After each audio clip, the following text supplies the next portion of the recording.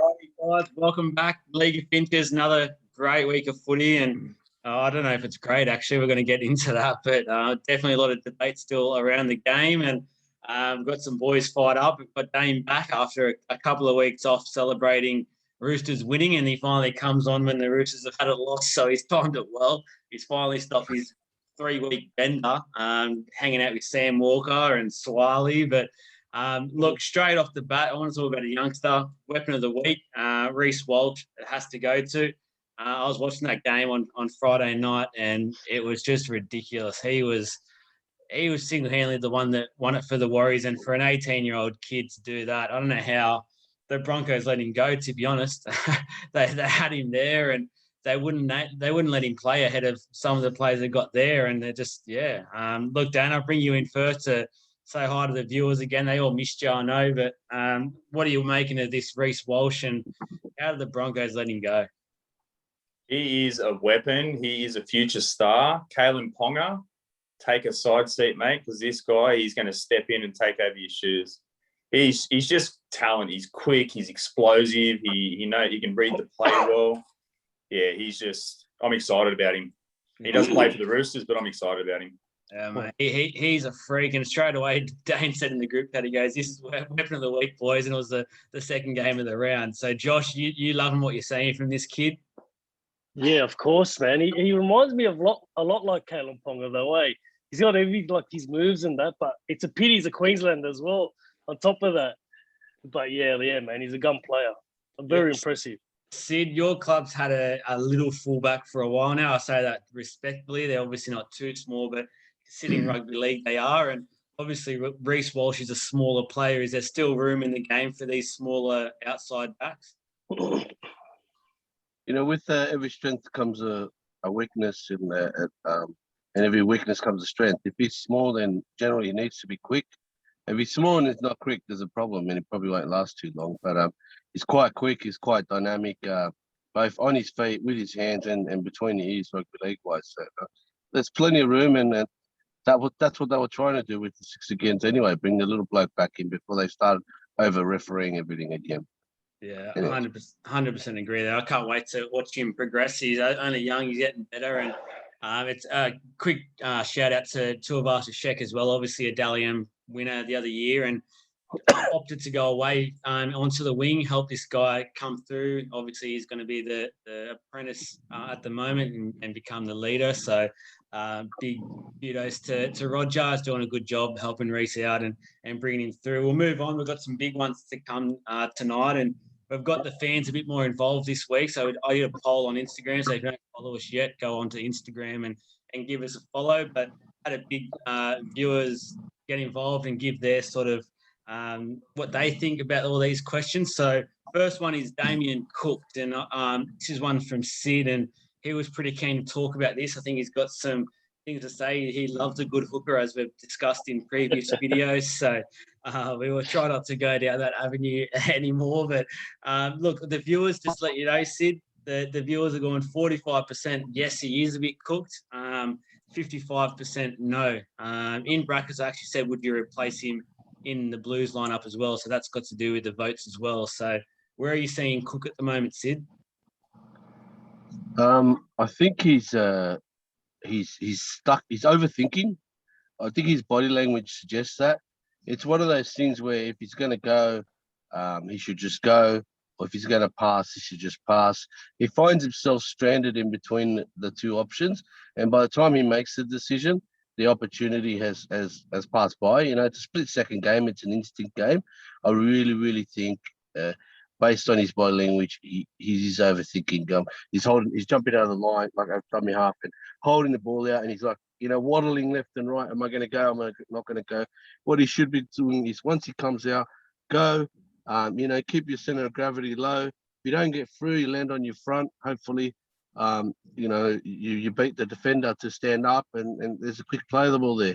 And if you're going to pass, just keep it crisp. It's basic dummy half. I don't know if Bennett's putting too much in his head or he's doing it to himself. But yeah, all signs point to overthinking. Yeah, Josh, you're a massive Blues fan. You can't wait for us to do our Origin special next week, guys. He has been on this for about a month now. He wants to do his lineup. He wants to do everything. Do you think club form can impact the Origin arena, and will that impact Cook's selection? He is the incumbent. Would you be picking him? On current form, no. Yeah. You know what? I'll be picking Epi Coruscant on current form. Like Sid said, man, he's gone away from what's made Damien Cook, which was his running game out of dummy half. That's what made him the New South Wales hooker, the Australian hooker. And he's gone away from that. And like Sid said, he's stuck in two minds. He doesn't know what to do. He's trying to even be a ball player now. He isn't. He's a great running dummy half, and that's what he needs to get back to. Yeah. But putting him back in the Origin in this current form, I wouldn't, man. It's one of those ones. I think it's all depending on who they go as the halves. I think if you go Luai and Cleary, which I would do, I'd say keep the Penrith flavour in. That's actually been working. So go Coruscant as well. Coruscant's been on the cusp now for a couple of years. He just keeps getting injured at the wrong time. So I can definitely see arguments there. I have a personal vendetta against Cook because I started with him for Supercoach. I was one of those silly ones this year, and he was doing nothing for me and lost me a lot of cash. So, look, Dane, I feel like when I watch Cook, he's getting, as Sid sort of mentioned, he's in two minds. He's got some really good playmakers there. Obviously, Benji's a guy that demands respect. So obviously, every time he wants the ball, he sort of gets it. And I think in previous years, because Cook's worked with Reynolds and Walker for a while now, he's probably been able to overrun them, but he's probably getting used to playing with Benji. Dane, do you think the addition of Benji, he's been starting in the halves for a lot, has been a part of the reason why Cook's gone down in form? Look, I don't know if that's the reason why he's gone down in form. I think what Sid touched on with he's overthinking things. I think he's just got to commit himself. He's got to go back to just make that split decision, read the play. Do I scoot and back myself and just go? Or do I just dish the ball off and, give it to the halves, give it to the forwards? He's got to go back to his natural game. And, I think he's just overthinking things. That's honestly the way that I see it. And, I've played a little bit of hooker in league and, even with touch footy and it's commitment, man. And, I think he's just, I don't know if he's at the crossroads, but I wouldn't even put him into Origin either, man. Like he's not there at the moment. He's just got to commit himself. He's a weapon. He's got speed, but he's got to use it at the right time. Yeah, I agree. Josh, a little bit of a laughter there. Any reason for that, mate? I think we need to replace the word hooker with dummy half from now on. Oh, I was waiting for something there to happen. I thought, Josh is going to lose it in a second. I'm just going to go to him and let him have a little bit of a couple of seconds to just get it out. He was going and going. Look, second tackle, boys. We're going to keep it going. We've got a massive one here. And just quickly on Cook, I was thinking about this today.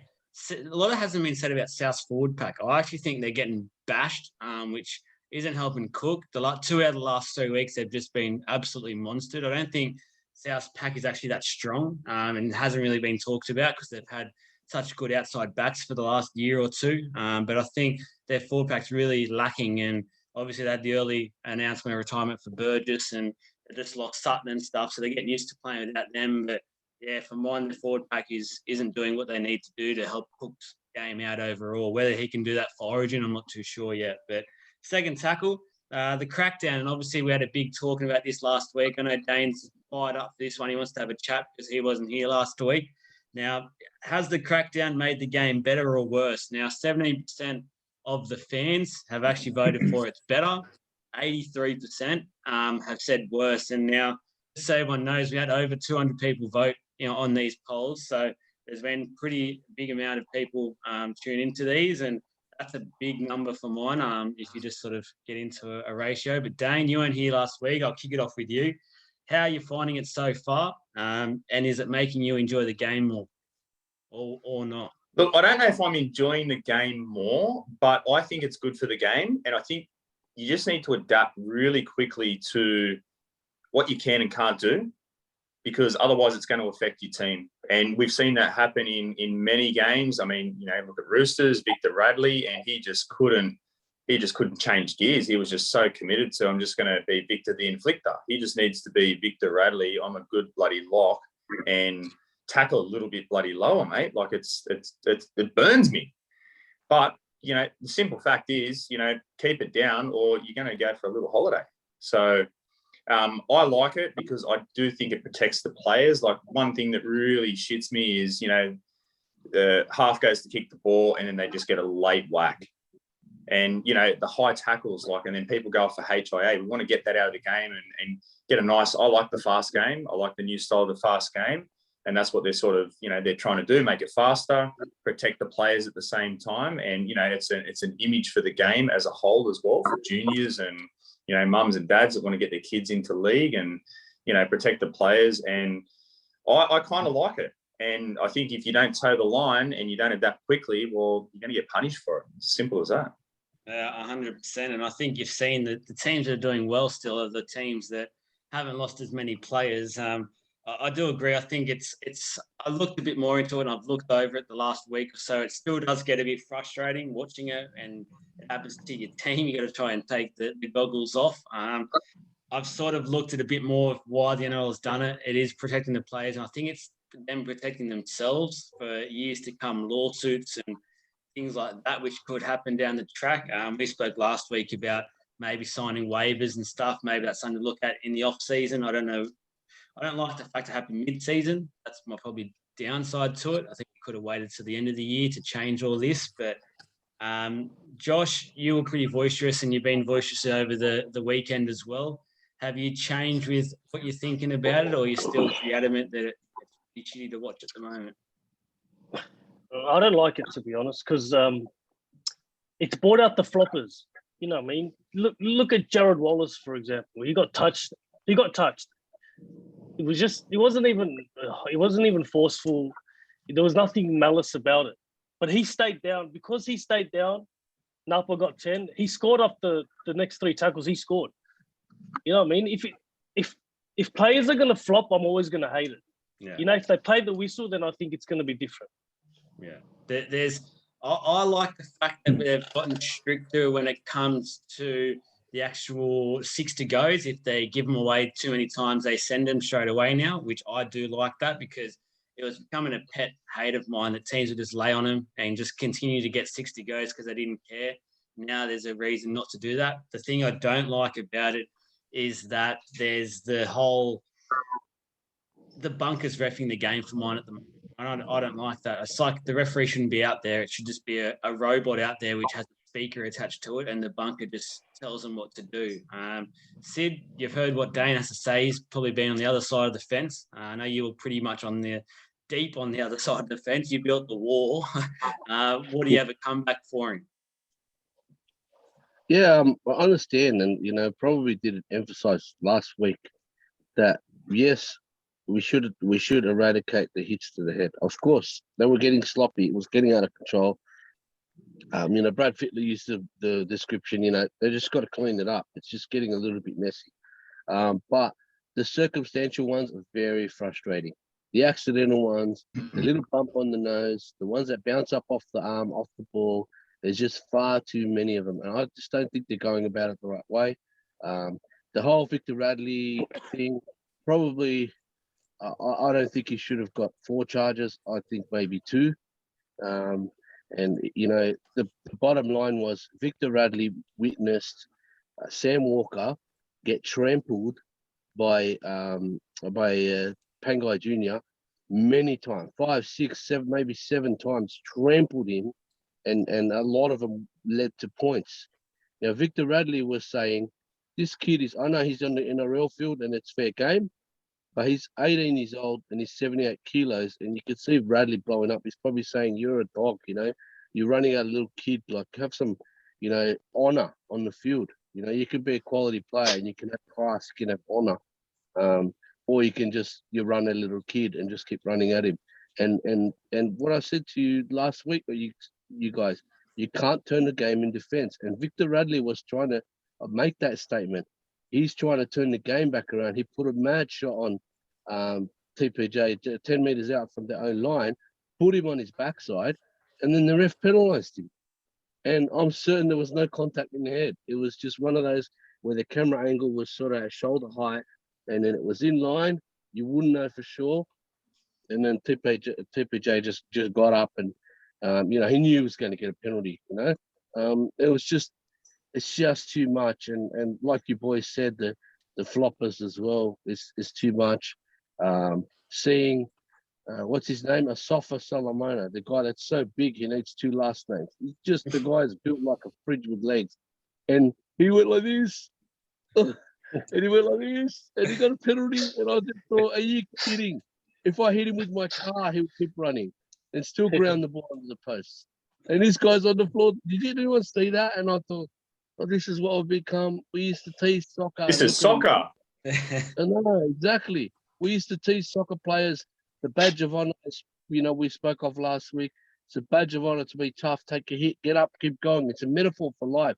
You take a hit, you get up, keep going. Oh, boo-hoo, 125-kilo monster truck. I just can't get over it. I just couldn't look at it. I get it, but it's too much. It's unnatural, and you can't turn the game in defense anymore. Look, out of everything you said, I could actually bring something up that you've mentioned there, that the Sam Walker part. Now, I would actually come back to you and say that was coaching from Brisbane. They targeted a young kid that there's been plenty of things in the media about should these young kids be up at first grade level yet, or were they rushed? And look, I reckon if they're out on that field and you've got a TPJ and I was the coach, I'm telling you what, I'm making TPJ run at him twice a set. So it obviously worked as well. They've shown a weakness of the Roosters now, and I think Sawali was a bit quiet. I don't know if that was the aggression that the Broncos had, or he sort of just got a bit. It wasn't really an outside backs game for the Roosters. But if I had Walker on the opposite side, I'd be sending a tough Solomon. I'd be sending TPJ. I would have even sent pass at him for a while. So and it worked. Victor Radley got really into that, and you could see he was off his game. And I think that had to do with Friend's retirement as well. There was a bit made into that. So. If I had that if I had the choice of running at a 75-kilogram halfback or a 110-kilogram back rower, I know who I'm choosing every day of the week. And Josh, you would be the halfback, I'm telling you.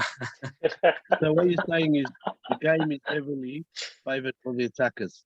Fair enough, that's fair game, but it's favoured for the attackers now because you're making that decision. And if that's my team, put yourself in the other shoe on the other foot.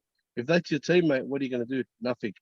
Yeah, you're going to just get frustrated and get suspended for 5 weeks, which Victor Ali did. Accumulated suspension. Can I just say something? I reckon Victor was carrying on like normally how Jared Weir-Hargraves would, and I think he should change his last name. It should be Victor Weir-Hargraves.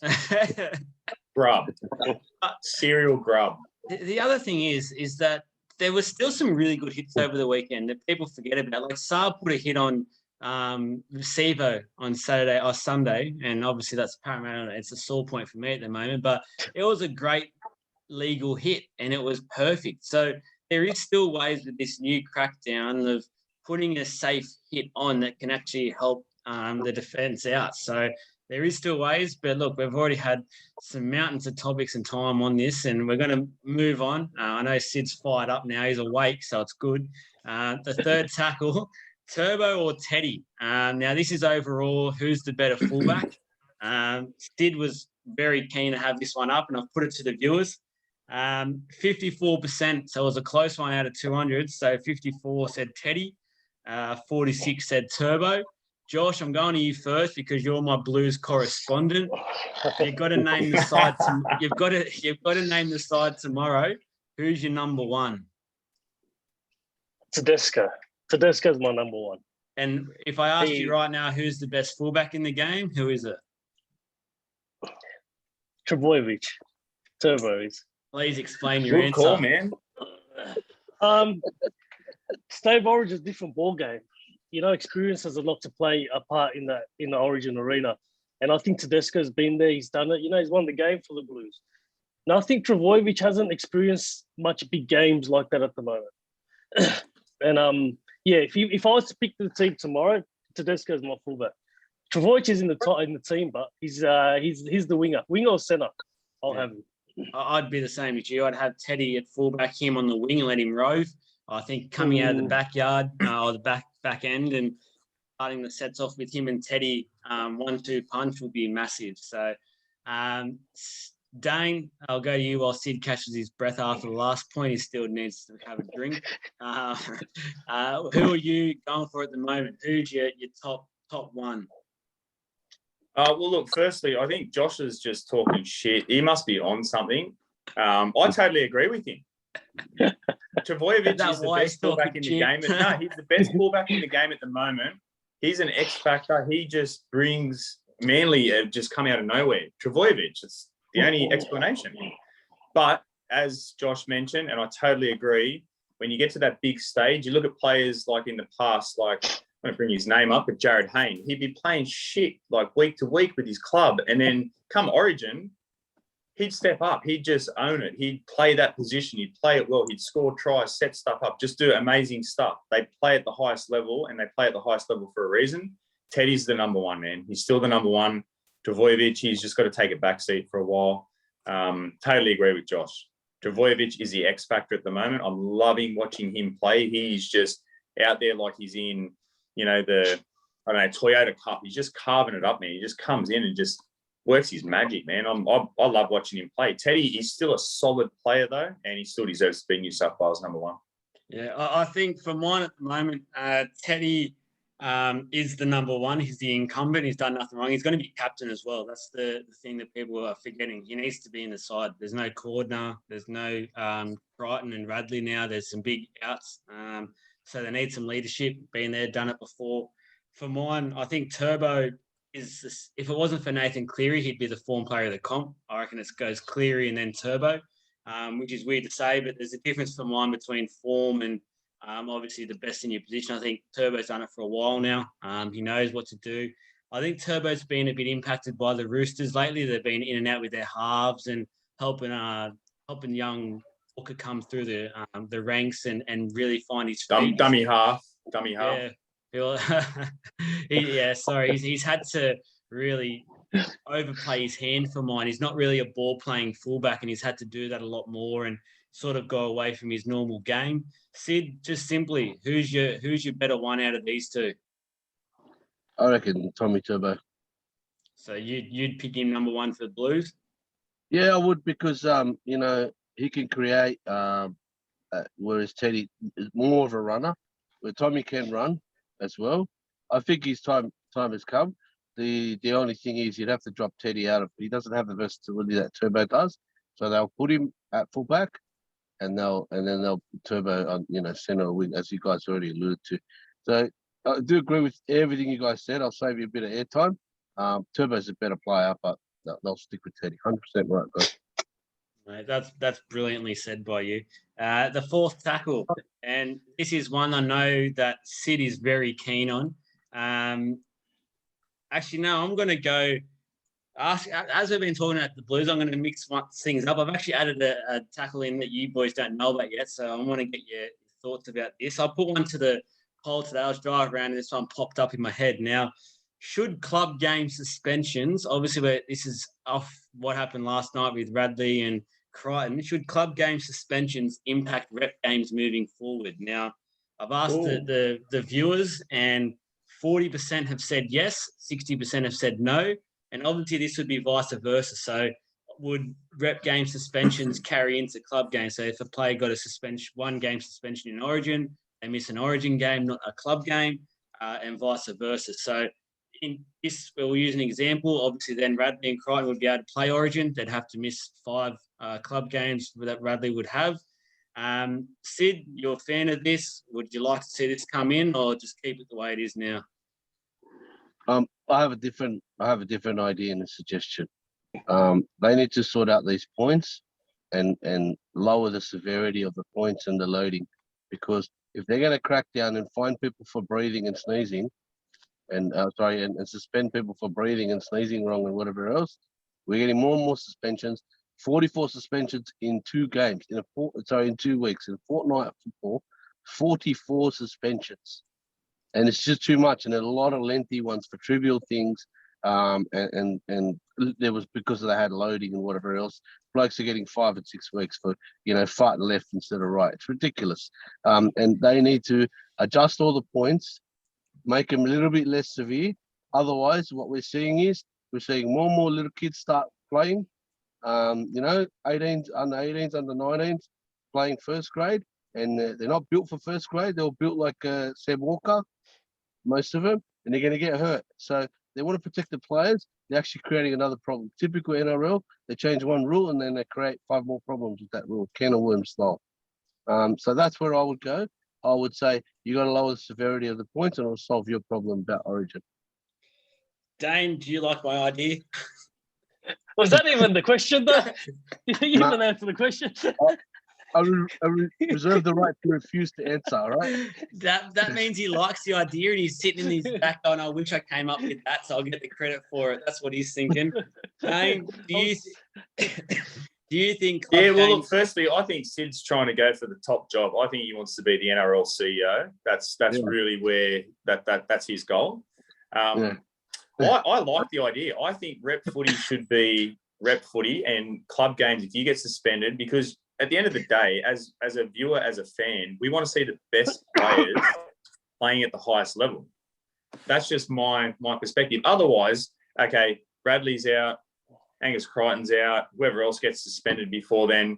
And then you've got players like Edric Lee coming in to play, in the centres or something like that. You got these, you get a couple of these, Muppets sort of getting the gun run in, and I don't want to see that. I want to see victors. I want to see the best players, whoever the best players are. I want to see them play, separate it, and then if you get suspended or you get, you get a term on the sideline from playing Origin for an offence, you miss the next Origin game. Keep it separate. I don't know. I like it. Thanks, brother. Josh, do you like it or don't like it? I actually like it. I actually never thought of it like that. It actually makes sense. You get suspended playing first grade, you get suspended in the club game. That's it. And Origin, you get suspended in Origin. It's simple. It's actually very simple, man. So I actually like the idea. And I think you can sort of, if I was the NRL and you sort of want to be able to take this to the next level, you could say if you get suspended from first grade for, obviously if they go out and just purposely take someone's head off, it's a bit different. But if they got suspended for what the crackdown is now, so they're able to still play and things like that, they can go play New South Wales Cup. What do you boys think about that? Are you happy to go to that extreme as well? Yeah. Yeah, look, I reckon this point needs a lot of thinking. A bit more thinking like that. But it brings up a good conversation. You know what I mean? So I don't know. Like, I think lower grades probably not. Lower grades now, because it's a different ball game. It's just like if you get suspended playing third grade footy or something, are you gonna still be able to play first grade? You can't. You're suspended. So that's what I reckon. We'll come back to this. I was thinking about this today, so it sounds like we've got a good one. So I might do a post about this one and see what the viewers think. But let's get into this fourth one. 2 to go and not much time, but we'll get through it. And the Newcastle Knights, what is the go? And basically, I just put out the poll today and I just asked the fans, will they make the top 8 or will they be bottom 8? 11% have gone for top 8. 89% say they've done bottom 8. Now, if I was a betting man, which I am, don't mind a multi, I'd be putting the money on that they won't be making the 8. Sid, can you give us a quick reason as to why and what you think's going on at the Knights? Look, for mine, I've wanted to say something about the Knights for a while now and I haven't been able to, but the culture there for mine isn't there. They've been a sort of a boys' club for a long time now, and they've got some young guys that are sort of taking advantage of that. I don't think O'Brien's doing as good of a job as what people are giving him credit for. I think he's got some friends in the media who don't really call it out as to what it is. I think he's let a lot go, a lot sleep in that club. And I think it summed up what happened over the preseason with Mitchell Pearce and the player, the other, I think it was Fitzgibbon at the time or something. And I think the club dealt with that pretty poorly. And same as you could probably say the Dogs handled Elliott's situation pretty poorly, but I just think both clubs did. And I think that sort of has come into this season. That was the risk the Knights played. Sid, What are you making of the Knights? Well, what you've talked about a lot is the off-field stuff. I can only speak of the on-field, and in the on-field they lack a bit of continuity because of the changes in the spine, due to injuries and whatnot. And now they've lost Blake Green to retirement as well to add to that problem. And as a result, they don't really have. I know it's used a lot, this term. They don't really have an identity when it comes to attack. The good teams, you can see what they're trying to do, and it's very similar every game. And the way they play, whether they like to swing it early or, have the forwards run together or just have the forwards run really hard or do lots of offloads or run out of dummy half. You can always see their game plan. With Newcastle, apart from, Clemmer and Saifiti running right close to the ruck, there's not much else. They don't really offer a lot of second phase.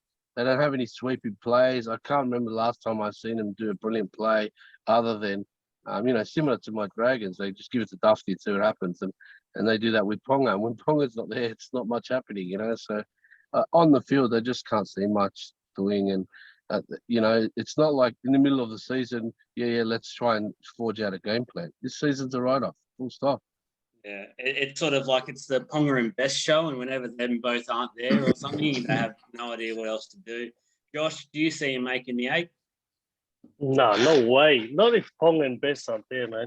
It's like when those two players aren't there, as a mutual piece as well, they lack belief in winning. It's like they don't think they can win a game, and they're very flat. So, there's no way they're making the 8 without those players firing. Yeah, 100%. I don't want to get down on this one. I want to get him on the next point. The Raiders, it's the circus at the moment. They just lost one of their generals, George Williams, the starting halfback, who was, when they signed him, we were told that a big possession. Now I've got about 5 minutes left. I want to cover this for a little bit. So, look, I want to quickly come out and say one thing about the Raiders, and I think Ricky Stewart. I know a lot of the media and a lot of people who watch NRL 360 and all those shows, and I know my missus loves when I watch that show. She just loves 6:30 on a weeknight. It's her favourite time of the week. But I love the fact that Ricky Stewart's got the media and as mates, and that's fair to say that a lot of those people on that show and other media outlets aren't calling Ricky Stewart and Canberra out for what it is. And at the moment, they're a rabble, and it's all to do with Ricky Stewart, I believe. His coaching style, it's too much. It's been proven too much over time and at several clubs. I think a lot of players aren't buying into what's happening at the Raiders anymore. They don't look interested at all in the field. Now, at the start of the year, most people had them in the top 2, top 3. It's not happening yet.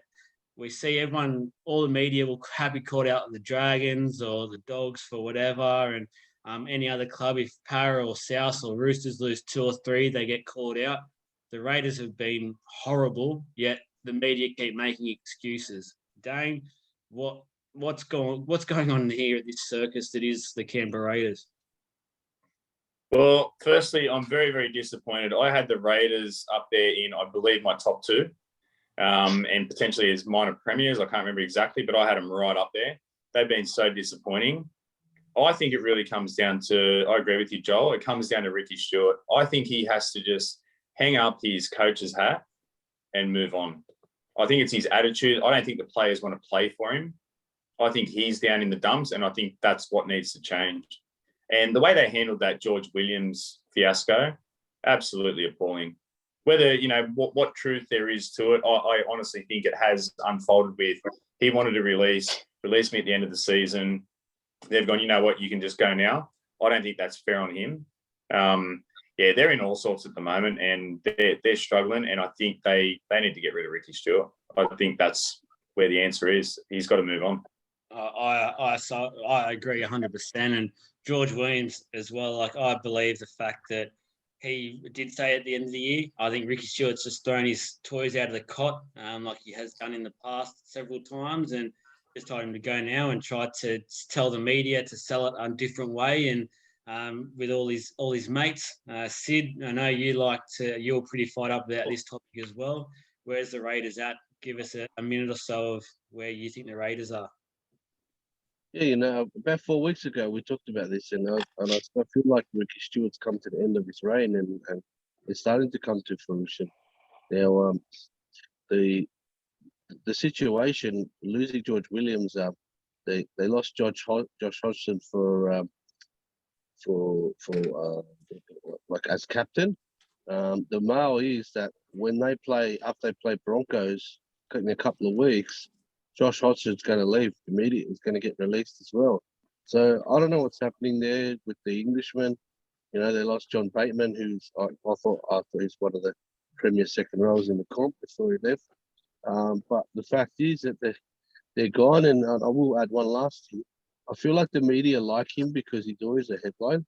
He's always got to blow up, doesn't mind getting fined, for abusing a ref or, calling out a ref or the bunker or whatever. And get rid of Ricky, I agree. You're a fan, Dave. You know what I mean? I just feel like that they're pretend friends, They just love to poke the monkey and watch it dance, you know what I mean? But no, I agree with you guys 100%. We're about to go. I'm just going to get one quick bold prediction from everyone. I'm going to say the Dogs, the Panthers to put 60 on the Dogs, record score. Dane, just give us a quick bold prediction for the week. I was going to say the same thing. I haven't even looked at the team lineups, to be honest. But okay, bold prediction. Victor Radley won't be playing this week. Thanks for that one, Josh. Dogs to cover the spread, 35 and a half on Sportsbet. They'll cover that easy, mate. That is bold. 21 to 1. I won't take the head-to-head. I'll take the line. I'll take the line 100%. 100%, man. See what you got. Who's Roosters playing again? Raiders. Raiders? Oh no, I was going to pick the team to be no, not Raiders.